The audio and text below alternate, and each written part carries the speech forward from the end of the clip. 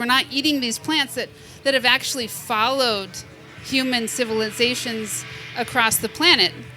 You know, we'd rather go clear some land and put in a farm and grow plants that are low in nutrients, but they look pretty, they look great on the shelf, and then we're going to just instead spray all of the invasive plants that don't belong here.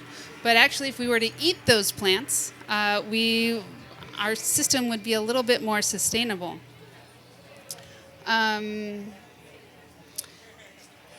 Yes. Yes, I was going to mention something about the black mustard. So you guys probably noticed, if you were around here in the spring, our hills were covered in beautiful gold hues of wild mustard.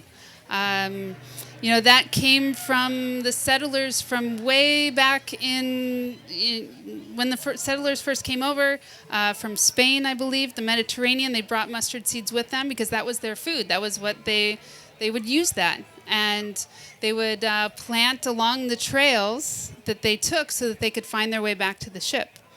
And ever since then, the plants have taken over. But that was an important food for them, and they wanted to make sure they had food on their travels back to their ship. But now it's quite abundant, and we've forgotten how to use it. But the whole plant is actually edible. You can eat the flowers. They taste like a spicy broccoli. You can eat the leaves. They're kind of spicy as well, kind of a mustard green. But even the roots can be used. My good friend Pascal Baudard, who's a well-known wild food forager and chef in LA, uses the whole plant. He has a very big focus on using mustard in a very sustainable way. But it's just about changing that focus and how we relate to our environment. Is there a way, like in the beginning of the spring, to kind of weed it out so that there's not so much for the native plants? So is there a way to proactively, interesting how we like to just react to our situation instead of proactively think of a solution. We kind of understand the idea that seeds turn into more plants. And in the spring, when we get rain, it's going to sprout new plants. And they're much easier to manage when they're smaller. So again, it's changing the way we manage our landscapes. Instead of waiting until they're 6 feet tall, 10 feet tall, and spraying them or mowing them down. When you go in with weed whackers, you're still disrupting the environment. It's a better solution, but what if we ate them? What if we had foragers? What if we had people who were educated in wild foods to go out and manage the landscape rather than hiring a company who has no idea about plants and the edible and medicinal qualities of these plants and actually utilize them in a beneficial way. So, that's kind of what I teach. I do wild food classes. I also take people out on walks. We go talking about wild foods, medicinal plants, and how you can use them, what you can do with them. I also do tasting. Every event I do, I usually have a tasting at the end. So I create gourmet dishes from these seemingly unimportant and wild foods that people are like, oh, how could you eat that thing, or how could you even let that thing exist? Plants and weeds are seen as evil sometimes, and so I'm trying to change the way we look at things. So and here I do have this. These are the mustard flowers. They were picked last night, but if you guys want to pass those around and nibble on some of those.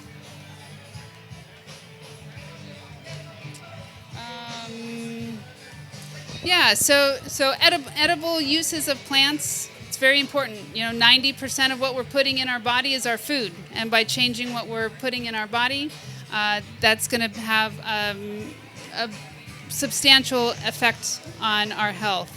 People come to me when they're sick, because I'm an herbalist, so people are like, oh, well, what herb can I take for this problem or that problem?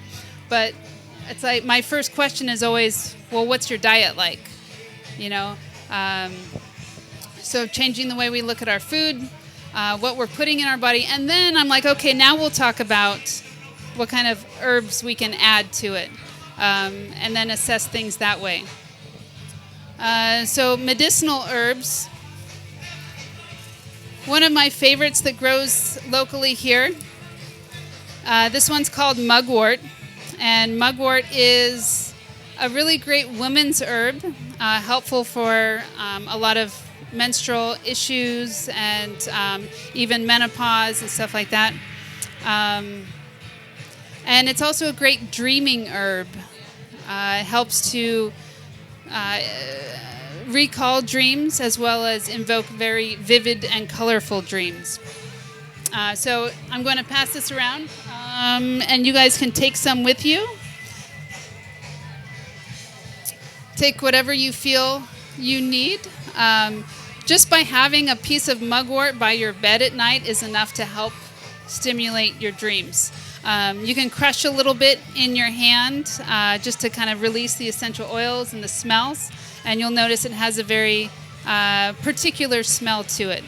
It's a very bitter plant. You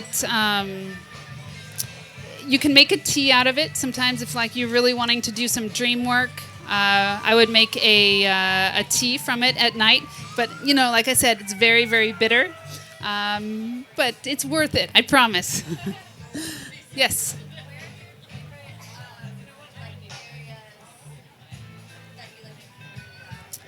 My favorite areas to forage. That's one of the most common questions I get, but nobody likes the answer. My favorite places to forage are my front yard, backyard, and my neighbors' yards. Yes, don't forget your neighbors' yards. A lot of times, most of the times, people have weeds and plants and things that they have an abundance of, and they don't know what to do with it. So I walk my neighborhood every other day, and I see what is in season, and I like to knock on the door and say, hey, you have an unusual abundance of loquats. You mind if I take some? And they're usually, please do. All the squirrels just eat them all, or they just go to waste. Lemons. I've never had to buy a lemon at the store because, a lot of times people who have lemon trees have way more than they can use. So keeping an eye on your environment, that's really, people are like, how can you forage in the city? You can absolutely forage in the city. And anything that's hanging over from somebody's property onto a sidewalk, onto a public area, is free game. I know how this works. And it's pretty amazing how much free food is actually out there and how much we are overpaying for our nutrition. And like I said, especially springtime, weeds are everywhere. Of course, we do have to take into consideration the pesticide and herbicide use that is running rampant in our area. Always be aware of where you're foraging. It's pretty impossible to know the full history of an area and what's in the soil and everything, as plants do somewhat uptake what's, even the not so great things that are in the soil people maybe have dumped or contaminated an area with. But high traffic areas where maybe someone needed nature called, and I like to go a couple feet off of the path, that's out of the dog pee zone. And Yeah, just looking at things creatively. I'm working on a book right now, and I'm talking, and a big focus of that is mindful foraging. And it doesn't just apply to, you know, just foraging and finding something to eat, but it's also taking that mindset of foraging and foraging everything in your life. What's happening? What do I have available to me right now? What do I have available to me, just outside, just around my reach? Instead of, oh, well, I've got Amazon Prime on my phone. I can have whatever I want tomorrow morning by 9. Instead, like, well, I know my buddy down the street has something that I need to borrow, and why does every single person on the street need to have a lawnmower? Why do we need? Everyone has to have their own single thing, instead of, what if we shared? What if we, worked with our community instead of relying on somebody else? So it really kind of changes the perspective. Also, just you then begin to see the abundance that's around us. And, and like I said a little bit ago, it's not just things, it's not just food, but it's also the people, too. I think social media is great. We're getting to connect with so many people. But then, what about our neighbor next door that doesn't have anybody to talk to, who may have some incredible wisdom and stories to share? They're just not on social media. So that's kind of what I do. Yes, you have a question? That's called mugwort. Yeah. It's a great native medicinal plant, helpful for a lot of women's issues, menstrual complaints, and also menopause. But my favorite is using it for dreaming. Yeah. Sure. So hopefully everyone was able to take some. I think I have a little bit more if we ran out. Okay. Cool. Any other questions or yes? Are there any apps or anything like that that we could utilize if people are looking to support themselves without people like you leading the way? That is the second most common question I get. There are a few good apps out there. I have never used them, so I can't really make a specific recommendation, but working with somebody who is an expert, there are several good teachers in the area. I teach quite often. It's what I do. And I don't know, I shouldn't say this totally publicly, but I do, and send me a picture and I can identify it for you. But I don't know. I have a hard time relying on an app and software and artificial intelligence to tell me what a plant is.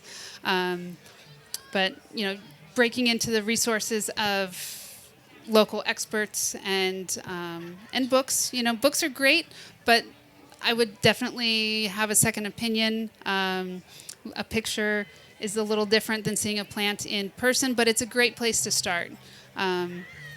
Mushrooms gets a little more complicated. I do recommend someone, if you're really interested in mushrooms, going with an expert to learn at least the basics of mushroom hunting and mushroom identification, because the margin of error there is a little more important to be aware of. Yeah. Yes. You talked about pesticides and how that can affect plants, but what other things would you say don't eat that? Like how do I know as a layman, like if I'm foraging, I just want to grab this, like there might be a plant that could do me harm, right? So how would I identify that? Like any tips or any quick, I wish. Plants are a little bit easier than mushrooms. Mushrooms, you really got to dive into it. But with plants, I wish I could say that, well, if it has a red berry, don't eat it. But it doesn't quite work that way. I would recommend finding out something that you want to learn about. Like I want to be able to identify stinging nettle and start with one plant and learn what it looks like, learn what it tastes like, learn where it grows, what habitat you can find it in, but then move on to another plant, and then you slowly start recognizing more and more. But that's kind of the best way to do it. And come to one of my classes, and I can take you out, and we get to look and touch and feel and taste. The benefit of doing it in person is to actually, you see it in its environment, you can touch it, you can taste it, rather than a picture in a book or on a screen. Yeah. Any other questions? I'm not what's that? That one is wild spinach, also known as New Zealand spinach. It's an invasive plant that grows along the coast. Yeah. Any other questions? Yes. Do I sell these plants? I do have a company called Sunraven Apothecary. I have a booth over there, and I do make some products from what I forage. Especially my elderberry syrup is kind of my key foraged product that I do, because of the elderberries. I utilize the local elderberries and flowers, and I do have it in store at someone's apothecary right here in Topanga.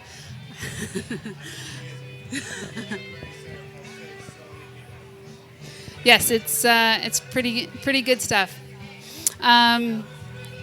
But I do events so people can come and taste the food. I'm working on a cookbook, our foraging book. It's going to have recipes to help empower people and inspire people to go out and eat their landscape and create something amazing from it.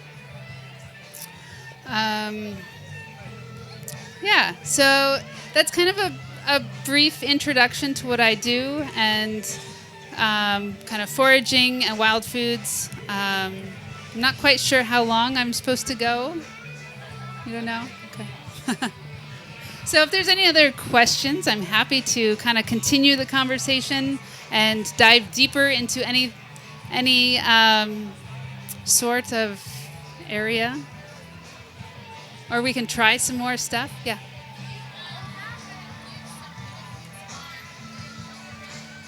Benefits for elderberry.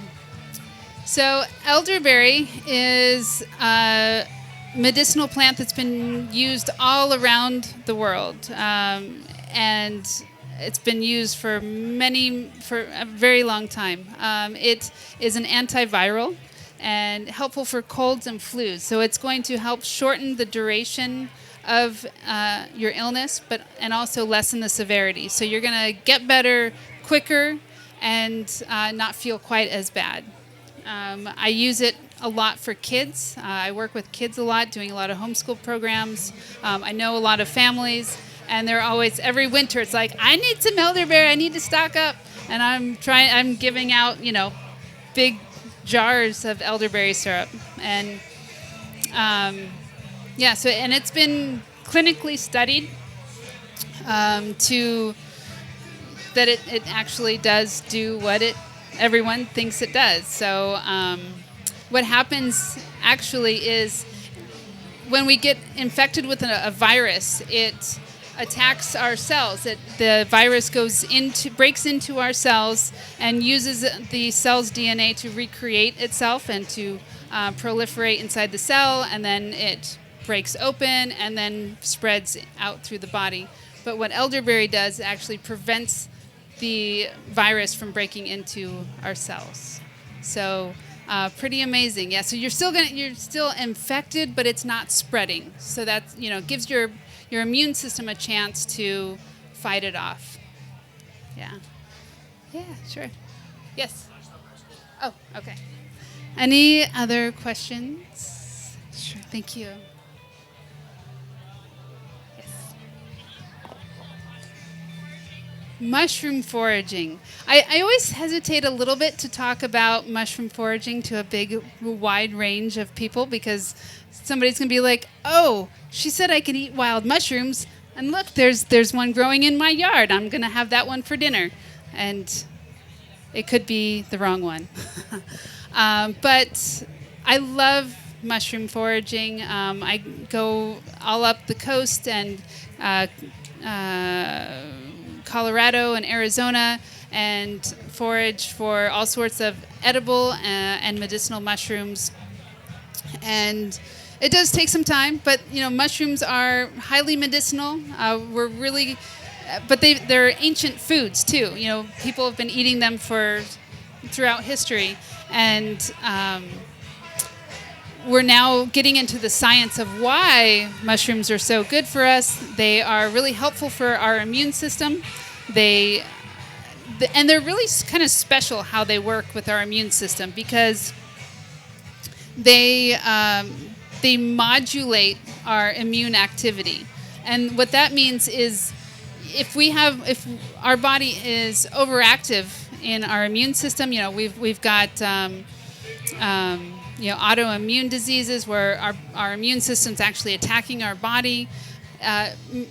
Medicinal mushrooms helps to mitigate that and kind of tone it down.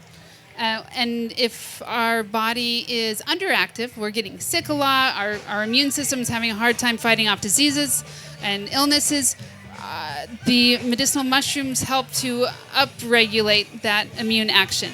So, I don't know what kind of pharmaceutical is out there that does that works specifically with each individual body, but mushrooms do that. And it's pretty amazing. And it's all due to, they have a compound in them called polysaccharides and beta-glucans, which are responsible for that action. So it's pretty spectacular that mushrooms have that and that ability. So I recommend people just constantly eating mushrooms when you can. Not overdoing it, but, as you can. Yes.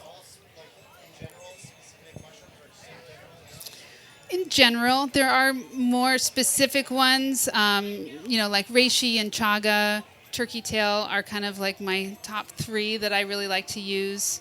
Probably turkey tail is my most favorite. But, they have not studied all mushrooms. There's no money in studying them right now. So another amazing thing about mushrooms is their ability to create vitamin D. And, everybody is deficient in vitamin D right now, and that's causing a lot of immune system issues and mood and anxiety and depression and stuff like that. We're not getting enough vitamin D. We're not getting outside enough. Our bodies aren't able to synthesize vitamin D. But interesting thing about mushrooms is they did this study on white button mushrooms, and just your plain pizza mushroom that you buy at the supermarket. What they did was they tested the amount of vitamin D in just a plain mushroom, and there was, I think 8 IUs of vitamin D, which that's not very impressive at all. However, they exposed it to sunlight for 5 minutes. 5 minutes they put it out in the sun, and it came back testing for 400 IUs of vitamin D. They then exposed it to UVB light for 5 minutes, and it then had 4,000 IUs of vitamin D, and that's 4 times the amount of that we are recommended. And this is in 4 to 5 button mushrooms. 4 to 5 mushrooms. They haven't studied all other mushrooms, but because they have this compound in them called ergosterol, which most mushrooms have that in there. So I conclude that, as you're eating mushrooms, you are getting an increased amount of vitamin D. And yeah, I think mushrooms are pretty magical. Any other questions? Yes. One person told me one time that I don't know too much about biology, but he said that biologically or something like that, a mushroom is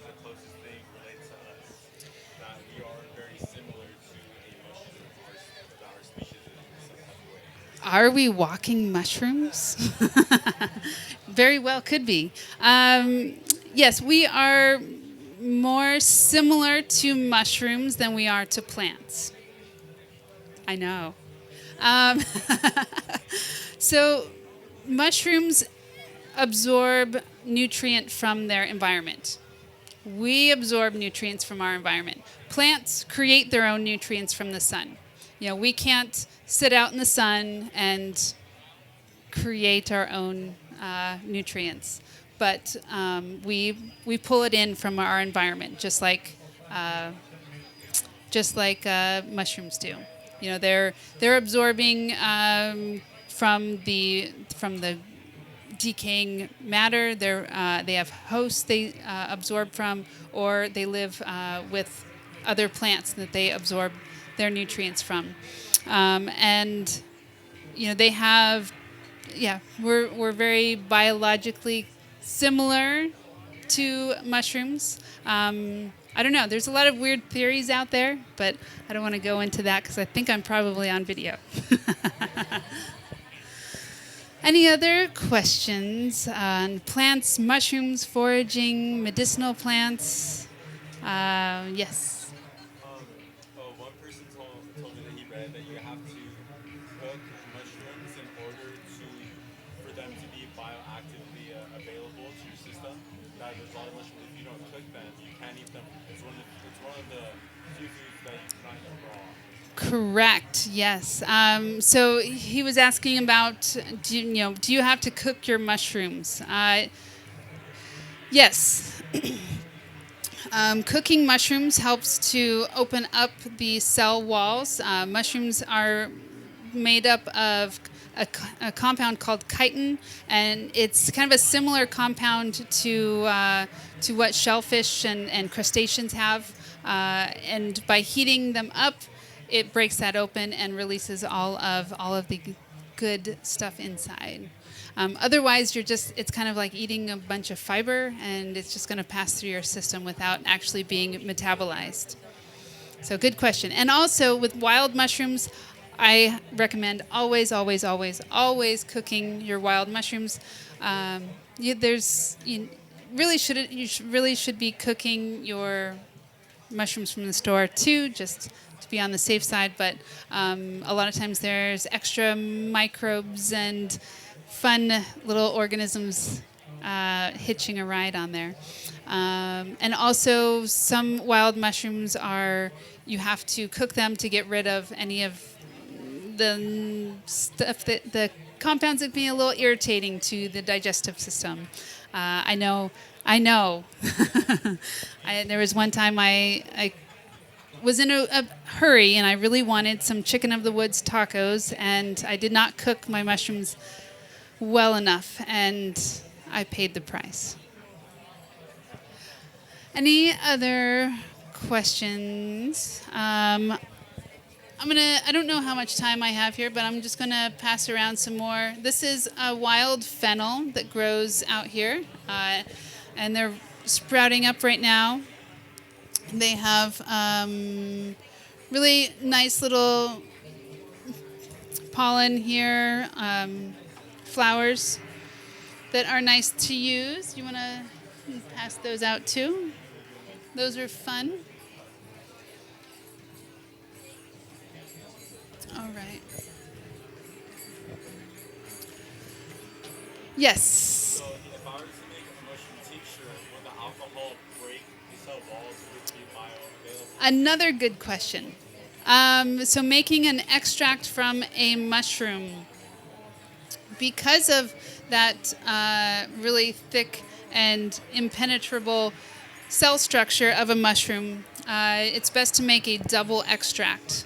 And a double extract is going to involve first extracting with alcohol, because alcohol is going to pull out certain compounds, and then after that extracting with water, because that's going to pull out even other compounds as well. When making herbal medicines, you're making extracts, tinctures and such, you have to consider what your medium is, what your solvent is, and whether or not what chemical you're trying to pull out of that plant or mushroom.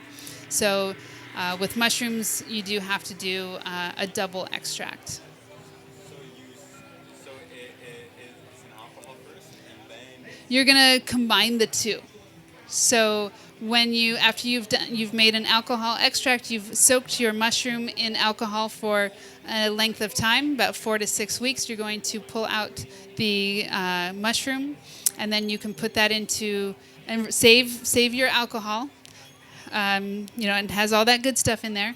And then you take the mushrooms out, and then you're going to put them in water, and you're going to simmer that, and then you're going to combine the two liquids together. And the alcohol will help preserve the water extract as well.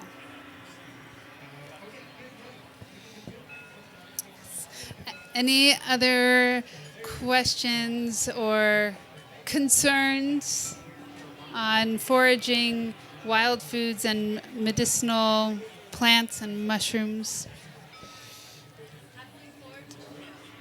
Have I foraged? Oh, how can you forage with me? You sign up for one of my classes at jstarwood.com. Yes, my name is Jess Starwood, so jstarwood.com, letter J, Starwood. And you can follow me on Instagram, Jess-Starwood, and follow all my foraging and wild adventures out there. I don't know. I like what I do. I like sharing it. I like bringing people into the forest, into the wild. I'm working on a book called The Forest Table. It's about bringing people into the forest, into the wild, eating wild foods, and how we can become more sustainable in our lives, in our communities' lives, and make this place a better place and keep it wild. Yeah.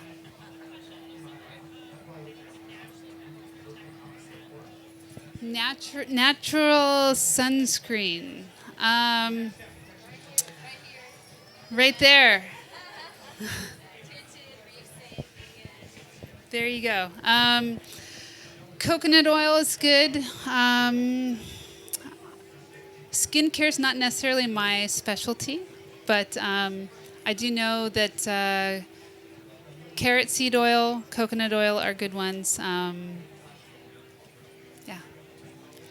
All right, so I think I'm going to kind of wrap it up unless there's any other questions or... Yes? how often do we need to wash things that we forage naturally? How often... Rinse it with water, or is there like what about those sprays that they sell, like Uh, sprays, uh, that stuff? What is going on with that? So how often or how should we wash our foraged items? If it has dirt on it, I would wash it. But if it doesn't, I would go ahead and eat it. Is it good to eat dirt too? 'Cause It's, right? I mean, if it's got like, caked on dirt, I don't think I would go for it. But a little bit of dirt is actually good for you. Dirt has probiotics in them. We used to eat directly from the land. We didn't have special sprays that we had to go buy at the supermarket to clean our food. We would dig up a root and we would eat it. And we would have all those microbes on there that are actually very beneficial to our digestive system. So now we're like, oh, well, I'd rather go take a probiotic pill instead of gardening in my garden, pulling out plants with a little bit of dirt under my nails and eating with my hands. People are sanitizing their environment, and so therefore we're losing out on all those microbes that we actually need in our digestive system to help us fully digest and metabolize our foods. Yeah. Yes?